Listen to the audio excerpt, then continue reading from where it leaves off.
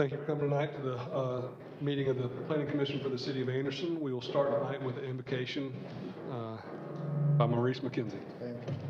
Let us pray. Lord, thank you for this day, and thank you for all the blessings that you bestow upon us. And Lord, we're truly grateful for each member of this Planning Commission and the time and service that they provide to our community. And bless them and help guide and direct their decisions so that they may be in the best interest of our city. In your name we pray. Amen. Amen. Next item on the agenda is the approval of the minutes from our September 7th meeting. Did everybody get a chance to look them over? Anything need to be changed or corrected? Hearing none, would somebody like to make a motion they be approved? The motion to be approved. All in favor, say aye. Aye. All right. Any addenda to the agenda? No addendum. All right. Moving along to the public hearings, RZ 2104. Thank you. This request is to rezone 218 Triple Street, 508 and 520 Fair Street, and 1.98 acres located on Hill Street from heavy industrial to GC general commercial. As you can see on this map, it's highlighted in the blue here. There's actually 4 parcels of land in this area, and the proposal includes this parcel of land here. This is not included in the rezoning request because it's already zoned GC general commercial. So we're looking at the shaded areas in blue that are zoned HI heavy industrial. As you can see, Murray Avenue is located right here. Greenville Street, where it terminates into Murray, is located here. You have Clean Scales to the north, Triple Street to the south, and to the west you have Fair Street. And the applicant requests to rezone the properties in order to construct a mixed-use commercial and multifamily residential development on the property. With HI heavy industrial zoning, it does not allow commercial and residential uses. It's mainly for industrial. So in order to develop something of this nature, a rezoning is required. Just like I said a moment ago, this development will spread over 5 parcels of land, but one is already zoned general commercial, so it's for those 4 parcels of land. I'll switch to this slide here for you quickly. This is a concept plan that the applicant has provided to us, and as you can see, the proposal includes several multifamily buildings. And on the corner of Murray Avenue and Triple Street, there's a just under an acre piece of property that's proposed to be commercial in nature. And the predominant zoning in the area consists of HI heavy industrial zoning, which is around this area. Then also along Murray Avenue on the main corridor through there, you have GC general commercial. And obviously, as you know, the downtown district is just to the southeast of this piece of property.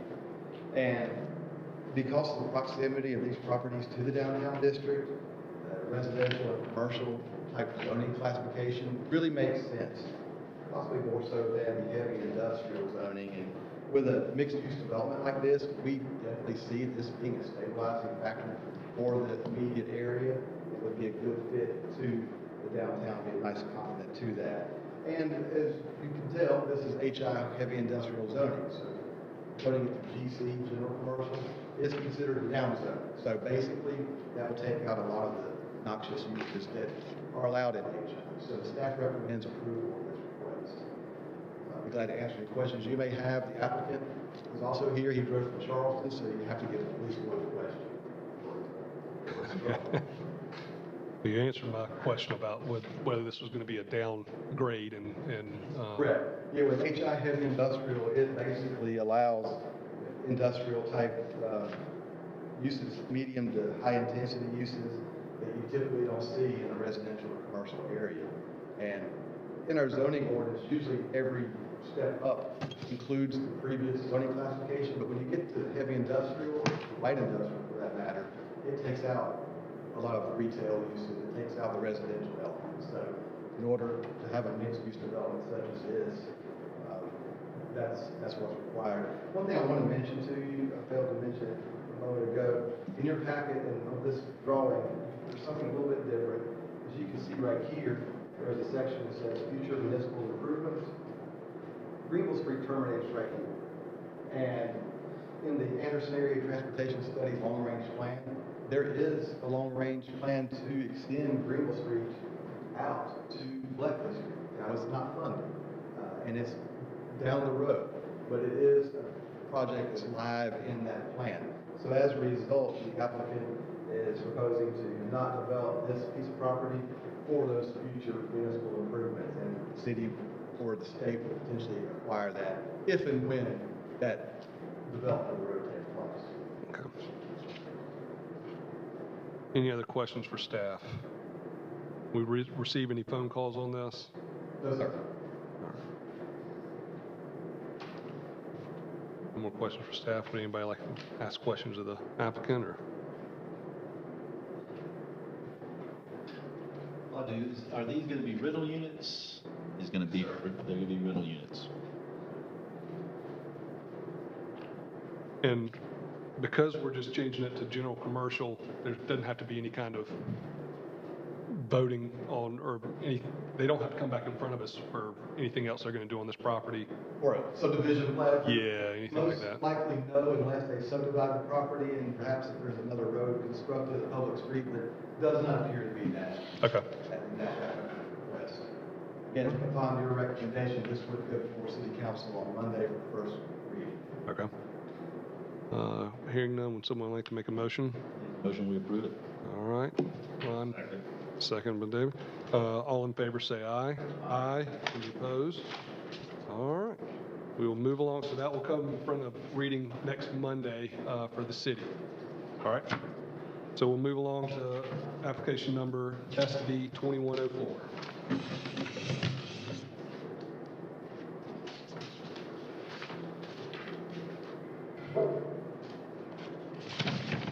Okay, thank you. SD 2104 is a request for a preliminary subdivision plat approval. This is for a piece of property located on Harriet Circle, Midway Road. You're familiar with this area. Back in December of last year, you recommended approval to annex 131 acres in this area. City Council officially adopted that in January of this year. It includes this property over here, this property here. The shaded area is what we're talking about tonight. This property consists of 37.69 acres. It's the second phase of development. In August, 2 months ago, you saw a preliminary plat for this corner here for phase 1 of the development. And that was 19 acres and 60 lots. And this one again is about 37.5 acres. And they're proposing to construct 107 houses on this piece of property. This property is a PDD, Plan Development District. So with PDD, as you know, that requires a specific document that outlines all the land development guidelines for pieces of property. This was broken down into 4 tracts initially, 131 acres. So this particular tract has its specific guidelines. It's known as Tract D. They plan on naming it the Meadows at Midway, as you can see on the plat that's in front of you tonight. According to the PDD document, the minimum allowable size for the lots are 6,500 square feet, and a maximum of 180 residential units are allowed on this particular tract. However, like I said a moment ago, this tract will contain 107. So the density, lot size requirements are met. 10% of the property needs to be open space per PDD standards. This exceeds that, showing 34%, 14 acres of it being open space. Now, when these plats come to you, there's several things we look for your approval. Again, basic things like map drawn to scale, the name and location of the subdivision, information about adjacent parcels of land, boundary lines, proposed street layouts, lot lines, lot numbers, building setback lines, availability of utilities, and things of that nature. And upon your approval, this will give the applicant authorization to proceed under the supervision of our city engineer with the staking of lots, laying out streets, the engineering aspects, which are the next phase of development. Now, from the staff's perspective, the review of the plat, all the requirements are met, but there's one piece in there that wanted to bring to your attention that, per our city standards, both street frontages for corner lots shall be considered front yards, and there are 4 lots in this development, specifically lots 69, 68, 69, 87, and 88. Those are the only 4 corner lots in the development. But if you can see closely on your plat, it shows 1 front yard setback and 1 side yard setback. So we talked to the applicant about that. They're currently looking into one of 3 options. One being to revise the lot lines just a little bit to give them enough room for the 2 front yard setbacks. Also, they're looking into a product of a house that may meet these guidelines without having to change the lot size. Or they may eventually want to come back for a variance, and that goes to the Board of Zoning Appeals. But we would recommend approval of the plat contingent upon those 4 lots getting worked out with the setback requirements. And a couple of other things I just wanted to mention is nothing that we can require, but we do suggest that the developer really works hard to try to limit land disturbance activities in the areas that are to remain undisturbed for the open space requirements. Again, no clear cutting if at all possible, because there are several acres, like we mentioned a moment ago, that are not to be developed. Now, some of it will be for detention purposes and things like that, but for the areas that don't have to be disturbed, we suggest that they leave that area natural. And also, one other item that is not something we require because it's not in our subdivision guidelines, but we encourage the applicant to consider an additional street connection on the Harriet Circle in order to lessen the traffic flow onto Oak Hill Drive, also to give the residents another option to get in and out, ingress and egress. Again, this is a piece of property that's on the corner, so they have that luxury, but again, there may be some constraints regarding their ability to do that. Again, those are 2 suggestions that we have, not requirements. The only requirement that we have that we recommend approval of on a contingent basis is that setback requirement for those 4 corner lots. And the applicant is here as well if you have any questions. Okay. Somebody brought up emergency egress and entrance and egress, kind of what you're saying about Harriet Circle. Is there any problem with that, with only having 1 entrance if something were to happen with one of these homes? No, per our fire department emergency services, they review these plans as well, and if there were something like that, they would bring it up. But this meets our typical subdivision standards. We don't have in our current guidelines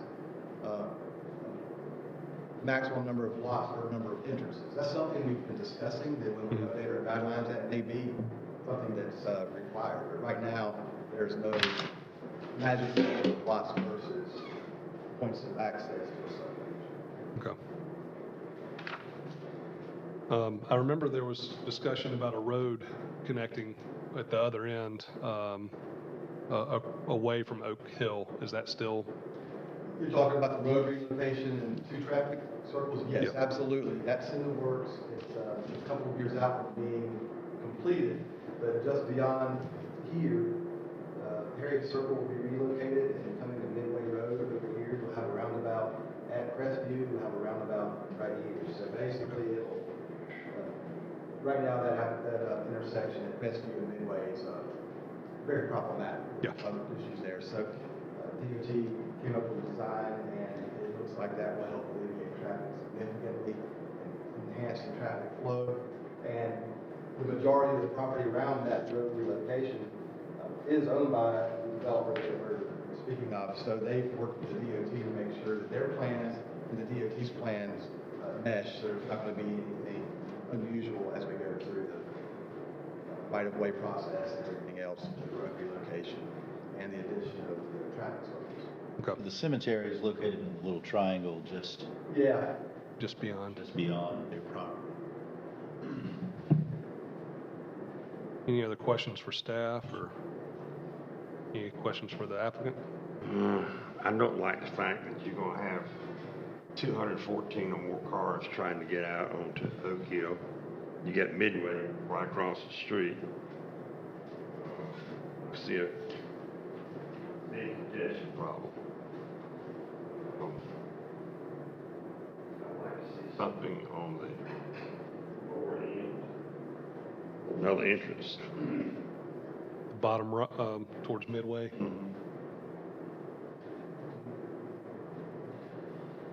Have you all just, I would like to ask the applicant, if you'll step forward. So has there been any discussion about a second entrance or? There hasn't been. Okay. You know, we wanted to avoid the midway entrance for obvious reasons. Yeah. So hopefully, you know, the Oak Hill entrance would help the traffic flow, but I certainly understand, your concern there. There's, you know, a little bit of a topo issue where, you know, Harriet Circle is eventually going to curve towards that traffic circle. And, you know, maybe that will, you know, put forth an opportunity to do something a little different over there, even if it is just an emergency type egress. But yeah, we wanted to avoid the Harriet Circle entrance just because of this too. There are traffic issues in that area, we're certainly aware of that. Yeah. Thank you. Well, Maurice, is there anything we can, other than the, asking about the conditional clarification of the corner lot setback, is there anything we can do to put some teeth into having a second entrance or anything like that? It's just, Again, yeah, right now it's a suggestion. This is Okay. something we can continue talking to the applicant and their engineer about this. Okay. And they've been, you know, very receptive to many things as they've gone through the process, so. because even in that picture, the bottom where the green line is on Midway, no, the others, up top. Yeah, so back where it says Midway, it looks like there's a place there you could maybe put in an entrance, but, Now, down there, there's, if you can see on your plans, there is a significant drop off. Yeah. In terms of topography. like he's talking about topo. Yeah. It's gonna be Yeah, Bailey difficult. Creek runs right through there. And it just drops. Okay. Yeah, no engineer, it looks like down here would be very difficult to do these. Okay. Yeah, so it would have to be in this general area. Well, So when they move Harriet Circle, are they gonna, how's that gonna affect Bailey Creek running through there? Are they gonna have to on top of Bailey Creek or? to go There'll be a up bridge or like a crossing. bridge or a culvert There'll be a or crossing. something to Yes, sir. get across that? Again, Yeah. I don't have drawings with me today, but essentially, it will, Bend just right. beyond this corner here, right into Midway Road, right here. And then there'll be a traffic circle here, and a traffic circle here. So they'll basically eliminate that tight corner by doing Yes. that? Yes. And that's where we Be see a good. lot of the stacking issues. That's exactly where all the issues are. And that happens only at peak hours or during the school, obviously, but again, it is significant when it happens. It is. Okay. But fortunately, with the mention of the Anderson Area Transportation Study, this was a plan, 5 or 6 years ago that was developed. You know, it takes a while for plans to come to fruition, but fortunately, we were a little ahead of the game with that in anticipation of future development in the area. So, by the time many of these houses come online, this project will be taking place, which will definitely help the development. Okay. Well, hearing all that, yeah, someone want to make a motion that we approve with condition on the corner lot setback? I move we approve. All right, and need a second? Carly seconds. All in favor, say aye. Aye. Any opposed? Aye. All right. We have one nay. With nothing else being on the agenda, we will consider ourselves adjourned. Thank you very much. Yeah. I'm with you, but we Yeah. can't.